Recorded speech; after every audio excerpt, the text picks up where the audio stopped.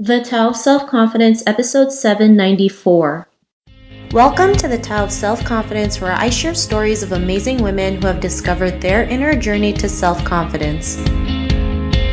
Visit our website at thetaoofselfconfidence.com. Your inner journey to self-confidence awaits.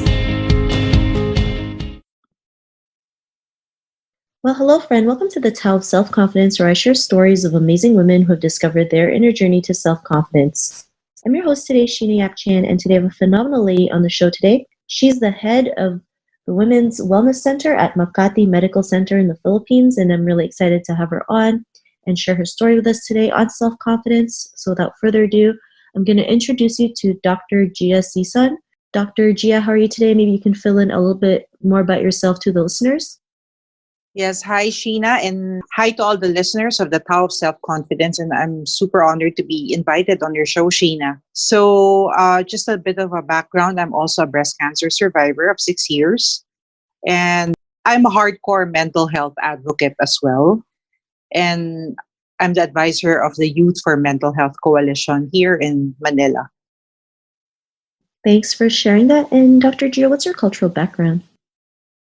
I'm Filipino. I'm a Filipina. I'm Catholic too. Thanks for sharing that. In your own words, how do you define self-confidence?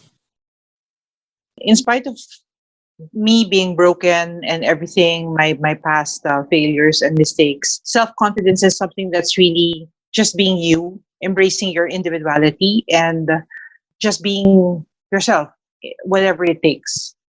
That's how experience taught me self-confidence the hard way. Thanks for sharing that great definition. And it's so true, right? I mean, as women, especially as Asian women, I think it's challenging for us to embrace our individuality because of the way we're brought up and the programming. And we just have to realize, just because we've been taught that doesn't mean it's the truth. We can go out there and be who we are. And now, more and more women are out there, embracing their individuality, their authenticity, and showing others what's possible. So thanks for sharing that. Dr. Gia, what was your life like before your discovery of self-confidence? My life before I'm basically an extrovert. I love going out. I literally love my job to the point that I work 24/7. Then when I got cancer 6 years ago, it kind of taught me how the meaning of rest is, and that you weren't born to work. You work to live, and you don't live to work. So that was how cancer taught me. And with that, the self-confidence I had both as a mother, a wife, came back. So it taught me the hard way, but I would always say this, that I'd forever hate cancer, but I would forever be grateful for the lessons it has taught me. Thanks for sharing that. And, it's unfortunate that happened to you, but I'm glad you're still here sharing your story. And yeah, I mean, sometimes we have to go through that hard stuff to learn the lessons or to build our self-confidence and, be who we are today, be that strong person, especially for women, right? I mean, as women, we go through a lot of stuff, a lot of hard stuff, especially more as a mother. I think mothers, are like underappreciated, and it's just like the hardest job in the world, and you're like underpaid. And so we really have to realize, we can conquer a lot of obstacles and roadblocks. And were there any other aha moments when you realized you had the confidence to go out there and be who you are today? That I'm capable of doing. I have ambitions, but one aha moment in my life is when I was able to surpass something I never thought I would be able to do. Like, it's a simple. I would do blogs. I would blog, write everything. It was just a dream before to have a small book in a journal.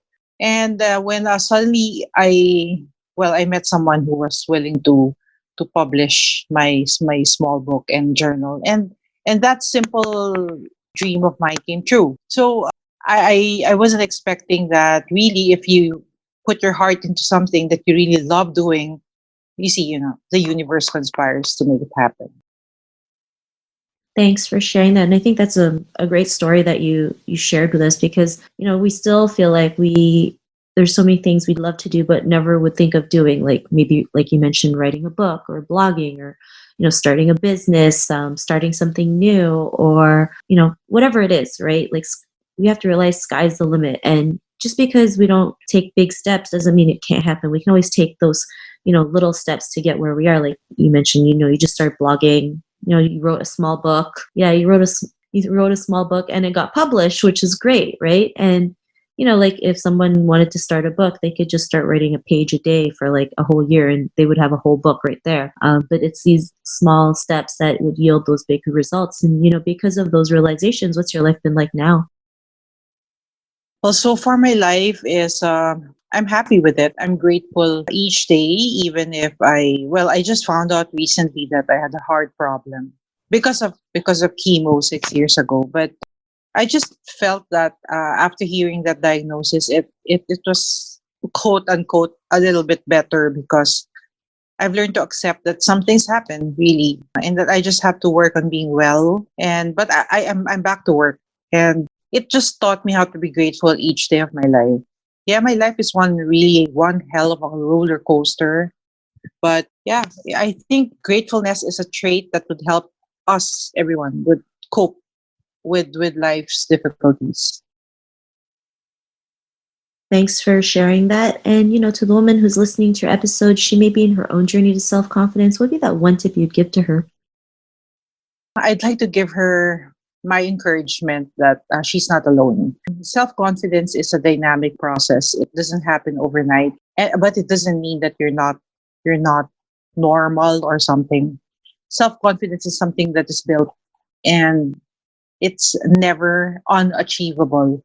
You just have to believe in yourself and say to yourself that I can every day. Every day when you wake up, you say I can. And those words of affirmation can actually do you a lot of good.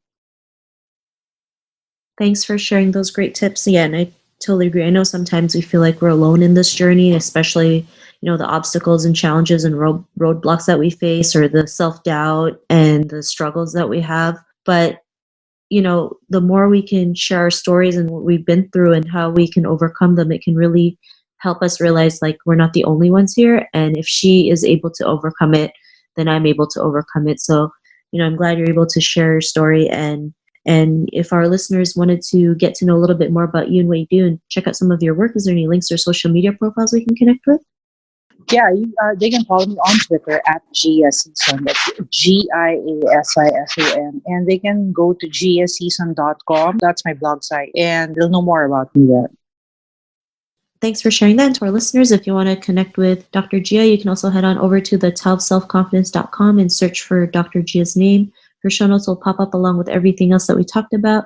And I really just want to thank Gia today for taking the time to share her story and tips with us on self-confidence. So thank you so much, Gia. Thank you. Thank you, Sheena. And thank you to all listeners. Not a problem. It was really great having you on the show. And to our listeners, be on the lookout for another new episode of another amazing woman's journey to self-confidence. And we'll talk to you soon. Bye for now. Bye. Thank you for tuning in to another amazing episode of The Tao of Self-Confidence. Please subscribe to the show on Apple Podcasts or Spotify to get your daily boost of confidence.